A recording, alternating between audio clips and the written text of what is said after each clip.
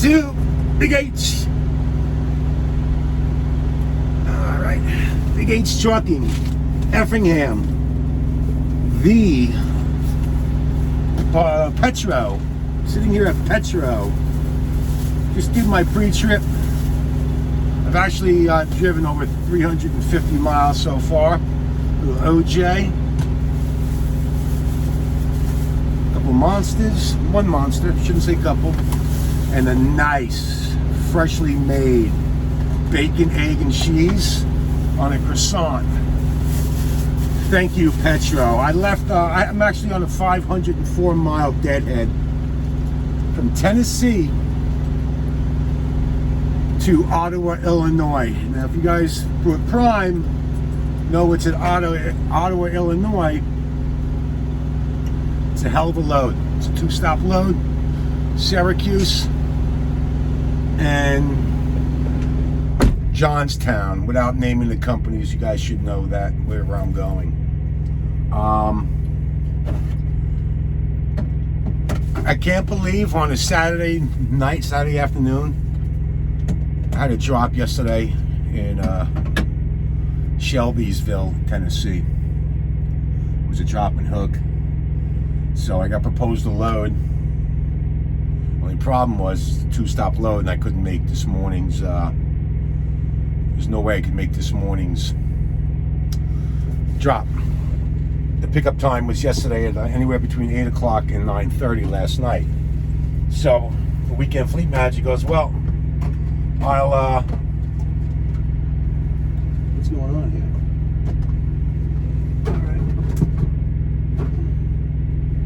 Weekend fleet manager, excuse me there for a second, put my food away, goes, well, I can open up the O1. I said, well, that's all well and good, but I still need to do a 10-hour break.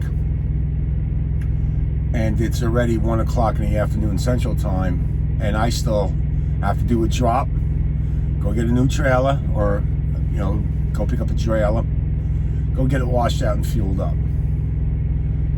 I said, there's no way, obviously, I can make the O1 because it's 1 o'clock. So 10 o'clock would be 11 o'clock. So I'd be, again, the O1, it's irrelevant because the O1, they can move up. It was the O2 at 7:30 this morning. I had to be in Indiana. So by the time I got finished doing my trailer, the whole 9 yards, I didn't stop the truck or go into off-duty position until nearly 3:30. So what does that mean? That means I wouldn't have gotten, because it was 70 miles down the road, I wouldn't have gotten to, there's no way I could make the O1 because it was 375 miles. And if you factor in GPS, it is always off by a few miles. I think they go zip code to zip code, if not mistaken. They don't go exactly from area or company to company. It's always like zip code to zip code. So let's just figure 400 miles. So my break ended up being done at 1 o'clock in the morning. I would have to gone again 75, 80 miles to go pick up the load. And then having to go to Indiana to be there by 6:30 in the morning was absolutely pushing my luck. And they couldn't move the O2.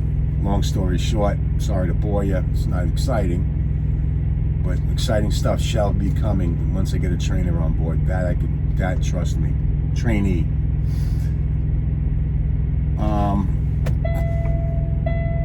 The noise you're about to hear is the truck going through its prompts before I can start it up, because I got to move it up and off the line.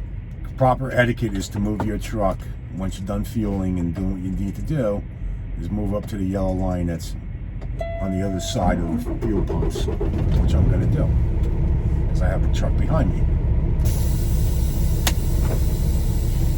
So I ended up turning that load down again through time. And let me tell you something, folks. Murfreesboro, Tennessee, got a pilot, Flying J, and a TA. And at 3 o'clock, 2:30, 3 o'clock, when I got to that truck stop after doing what I had to do, it was,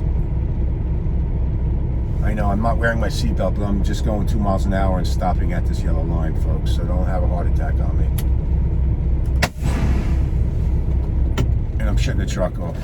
So for you haters, I did nothing wrong. And my lock's on the empty trailer, by the way. Is it? Yeah, I did it at the truck wash. Because now I started to jump around, but now starting, I think April 4th or April 2nd, if you're caught with lock not on your trailer, it's a service failure. All right, so that's over with. So I waited and waited and waited for the next call, for the next message. And I just can't believe for the life of me that there's nothing going out of Tennessee on a Saturday afternoon, Sunday morning. So I get this message to go up to Ottawa, Illinois, 504-mile deadhead, which I'm told I'm being paid for. But I want clarification on that from my fleet manager tomorrow. That's a long-ass deadhead, folks. That's going to basically eat up my drive clock today. However, the load window is one of those from midnight to 11:59 the following today. So I can still get there. That's why I left as early. As soon as my clock flipped, I left.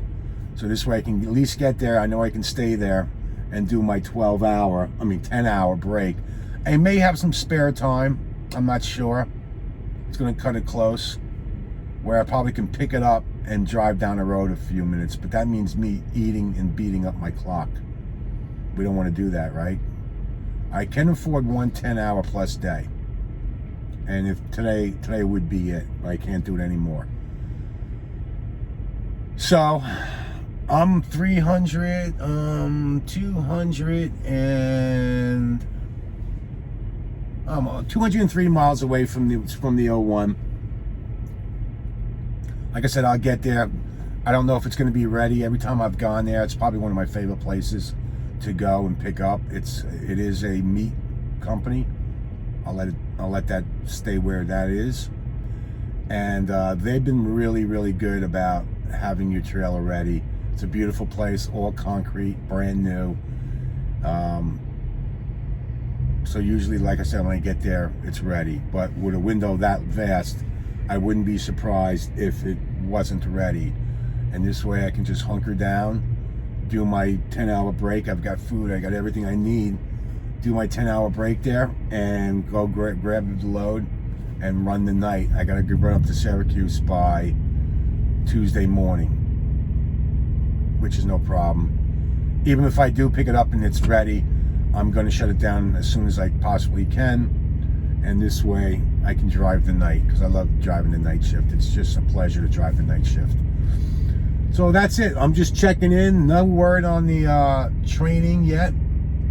I guess I just finished my paperwork and stuff, and they're probably processing it. But the only thing is, I don't know how many people smoke cigarettes anymore, or I know there's a lot of vapors, but I'm a smoker. My truck is not disgusting. I'm anal about the cleanliness of my truck, and I keep my windows open when I'm smoking, and I have air fresheners all over the place, so it's not really ridiculous. Where my ex-trainer, leave him nameless, would smoke butts with the windows up. Like, dude, you got to crack the window at least. So there's obviously going to be a guy who smokes or vapes, and we'll see what happens. But I'm looking forward to it. This way I can get some, with his permission, get some better content. Even if he doesn't want to be on camera, I'm still going to film. Just he's going to be faceless, and that's just the way it's going to be.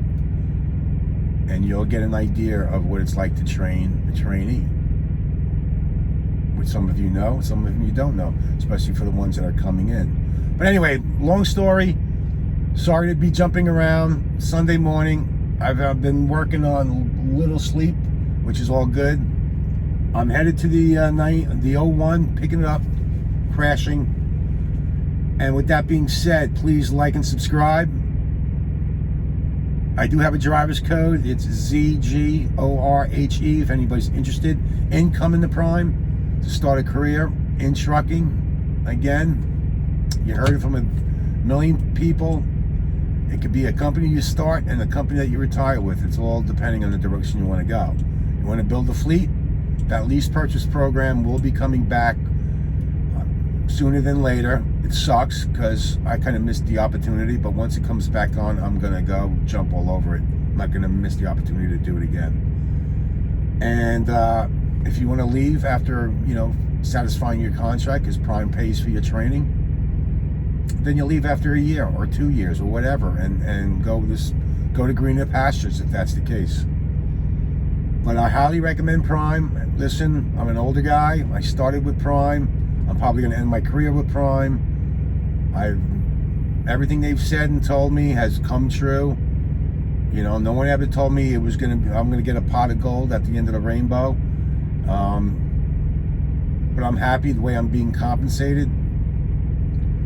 No one's BS'd me. I've worked with a great fleet manager. I think overall Prime's a great company. Great training program. Probably one of the best in the mega carrier industry.